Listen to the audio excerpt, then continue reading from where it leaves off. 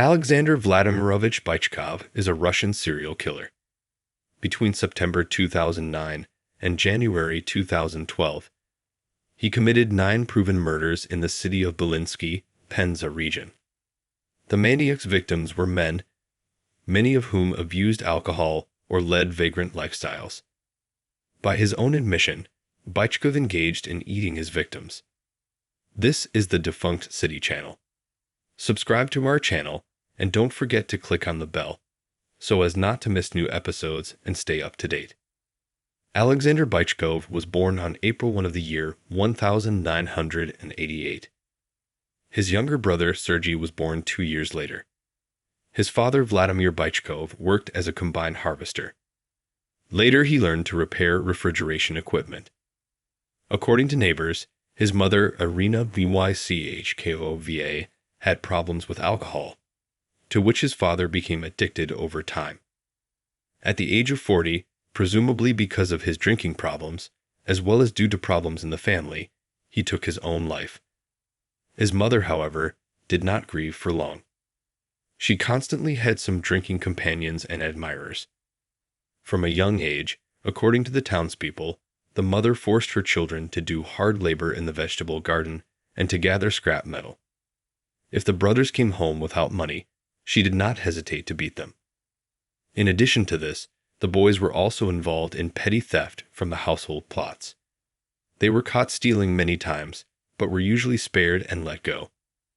My mother used to beat me. They saw old boilers with a wire as thick as a finger. There they were. And if you cry, she'll beat you even harder. It only makes you angrier. But it's all a matter of life. A mother is a mother. I don't blame her. Maybe she should have hit me more. Some actions could definitely have been punished even more severely, said Bychkov during one of the interrogations. Alexander is a classic representative of the so-called Herostratus syndrome. He killed out of a desire for self-actualization. He wanted to stand out, to prove to everyone and especially to himself that he was capable of very, very much. But in a small town in the Penza region, it was almost impossible to fulfill himself. However, even if it were possible, there was another problem. Bychkov was too ordinary. He did not have any abilities.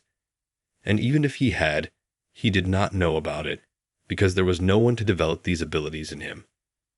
The mother drank and was more interested in her male drinking companions, and the 3 children grew up on their own. If in his early childhood Sasha was calm and quiet, in his teenage years his aggression kicked in. The boy is understandable. He was tired of being constantly receiving abuse from his mother, and he began to respond in kind. Irina soon became frightened of her older son and moved him to her grandmother's house nearby. Neighbors said that in the heat of argument, her brother Sergei was also heard. Alexander also raised his hand against him. In 2007th year, Alexander finished vocational school as a mechanic for repair of agricultural machinery and entered Belinsky Pedagogical College, but soon was forced to take an academic leave. He needed time to care for his brother, who, as a result of an attack by unidentified assailants, had suffered numerous serious injuries, including cranial trauma, and became a Group 2 invalid. From a young age, he had the nickname of Dried-Up Rambo and a poacher, because of his tattoo on his forearm that said poacher. In high school, he tried raw ice cream and meat, after which he became known as a predator. He also ate raw fish.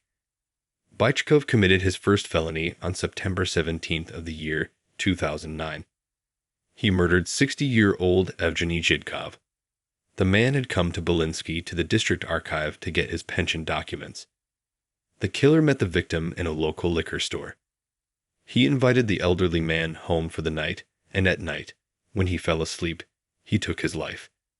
The other male victims, who were vagrants and alcoholics, were killed in a similar manner by Bychkov, who coined the nickname Rambo. He would invite them to a deserted place. He would force vodka on them. He would stab them with a knife or a hammer and kill them. He would bury the remains of the bodies behind his own house or dump them in a landfill on Lermontovskaya Street. In order to avoid suspicion, the criminal committed the murders from May to September, when numerous workers and construction workers from CIS countries were arriving to the city. As a result, the first thing the law enforcement bodies did was to work out the versions of the newcomers' involvement in the murders. The next victim of the Belinsky maniac was Vladimir Berezovsky, his mother's roommate. It happened on November 4 of the year 2009. Vladimir got drunk and argued with his mother, Irina Bychkova. Alexander was fed up with drunken brawls, the more so because in his drunken state his stepfather often allowed himself to raise his hand against Irina himself and her children. That is why Sasha decided to get rid of his stepfather. He volunteered to walk him home, and on the way he stabbed him with a knife. Moreover, the blade slipped off and the perpetrator injured his finger. The wound was distinctive between the thumb and forefinger. The wound was severe, and the maniac had to go to the hospital. Alexander was even summoned for interrogation. But since then, no one knew of the close relationship between Bychkov's mother and at that time missing Vladimir, and did not seek to find out. We will talk about the bad work of the Berlin investigative authorities later. Alexander was simply released. He said that he was wounded by accident, having fallen on a splinter during a walk in the park. And they believed him and did not check. They didn't even take the suspicious young man on the pencil. The remains of Vladimir Berezovsky were found only a few months later. Two men, Lev Andreev and Alexei Kutuzov, were the next missing in May of 2010. 47 and 37 years old, respectively. Then 54-year-old Evgeny Marshirov went missing. The bodies of the men were found, again a few months later. And in fact, in the center of the city, in the backyards behind the quite frequented place of the city bathhouse. When finding the remains, the operatives noted that the body parts of the two men Kutuzov and Andreev were scattered in a radius of 100 square meters. That is, the perpetrator intentionally walked around and scattered them over quite a large area. This led the law enforcement officers to believe that the murderer was a person with a confirmed diagnosis. Alexander Zhuplov, a mentally disabled man of the second group, nicknamed Zhuplik, a local resident, was convicted and sent for compulsory treatment on charges of causing grave harm to health under Article 111, Part 4 of the Russian Criminal Code, resulting in the death of a person. A criminal case was brought against the investigator of the Department of Internal Affairs of the Belinsky district, who put an innocent man on trial, but was later closed for lack of corpus delicti. Bychkov went into hiding for 8 months, but then he started killing again. The first victim after a long break was Vladimir Turusov, a man who led an asocial life, previously convicted. No one paid any attention to his disappearance. But when 37-year-old Sergei Lizyanin and 34-year-old Sergei Sukharev disappeared, the Belinsky residents realized that the maniac had returned. The missing villager worked as a janitor and drank. The marriage fell apart. He lived with his mother, but the man had never been seen drinking or fighting. He drank at home and went to bed quietly afterwards. He did not exhibit any aggression while intoxicated. On that day, June 11, 2011, Sergei went out to buy cigarettes and did not return. He just disappeared. Not even his body was found. And on July 19, Sergei Sukharev disappeared, also without a trace. Alexander Bychkov was caught completely by accident. After 2 murders, he suddenly felt an acute shortage of knives. After all, he had to kill with something. The guy was tired of doing it with improvised objects. He wanted more professional tools. On the night of January 21st of the year 2012, Alexander Bychkov broke into a store of everything for the home and stole 3 garden knives and money worth about 10,000 rubles. It was the interest of the thief in large knives that drew the attention of the law enforcement authorities. It was also clear from the picture of the crime that the man who entered the store was not a large man, small in stature and thin build. They began checking young residents of Belinsky who were in the habit of carrying knives. Soon the attention of the guards of law turned to the figure of 23-year-old Alexander Bychkov. At that time, the guy weighed only 56 kilograms. He was quite thin. Alexander decided to detain, and he confessed to the theft. The stolen knives were found in his home, and a search of the suspect's house also revealed his personal diary, which described 11 murders. A large number of films containing violent scenes were also found. Under interrogation, Bychkov admitted that he sometimes consumed his victims. In his diary, Bychkov referred to himself as a lone wolf. He explained his murder by his desire to assert himself. Another motive, according to investigators, was hatred for men who resembled the drinking companions of the criminal's mother, vagrants, and alcoholics. A comprehensive forensic psychiatric examination revealed the presence of mixed personality disorder in the perpetrator. Nevertheless, it did not deprive him of the ability to be aware of his actions. On the basis of the expertise, the murderer was found sane.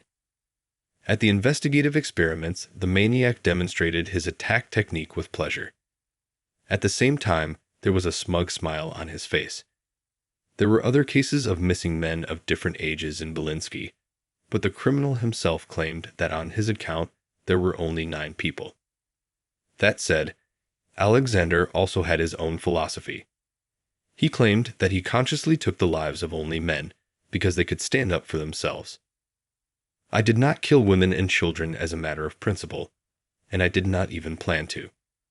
The hand would not have been raised. Bychkov was very proud of this principle, but several important circumstances must be taken into account. First of all, despite his outward thinness, Belinsky, the maniac, had impressive strength, as he'd have been training since childhood. He had to carry weights in the vegetable garden. Secondly, he did kill men, albeit sturdy ones, who were sometimes quite drunk. And it was always the maniac himself who took care of his victim's condition. He always got the men drunk before he killed them.